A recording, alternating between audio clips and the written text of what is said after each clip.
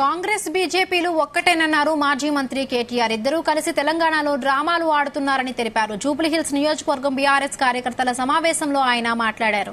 హామీలను అమలు చేయమంటే కాంగ్రెస్ నేతలకు కోపం వస్తోందన్నారు.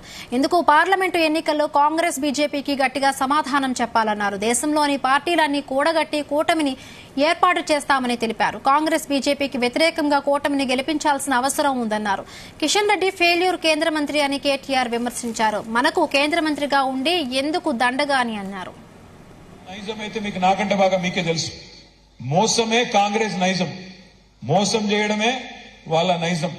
మీరు చూస్తున్నారు ఎన్ని మాటలు చెప్పినారు.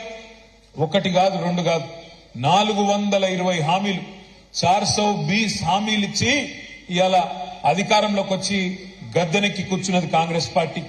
బస్సు ఫ్రీ, బంగారం ఫ్రీ, మీకు ఏది కావాలంటే అది ఇస్తామని చెప్పి నోటికి ఎంత వస్తే అంత, సిలిండర్ 500 రూపాయలకే, మహాలక్ష్మి అని చెప్పి ఆడబిడ్డలకు 2500 100 రోజుల్లోనే చేసేస్తాం అని చెప్పి నోటికి వచ్చినట్టు చెప్పి ఇలా వాళ్ళ అధికారంలోకి వచ్చినారు. వచ్చిన తర్వాత ఏం చేస్తున్నారు?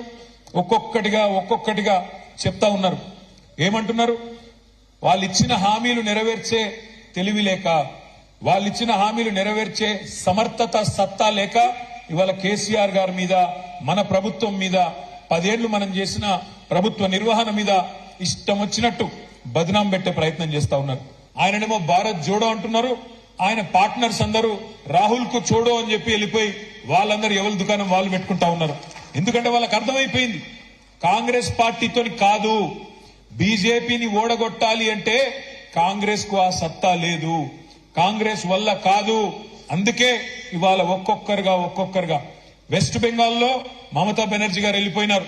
నేను రాహుల్ గాంధీతోని కాంగ్రెస్ పార్టీతో పని చేయలేను, నా పోటీ నేనే చేసుకుంటా అని మమతా బెనర్జీ గారు వెళ్ళిపోయినారు. అరవింద్ కేజ్రీవాల్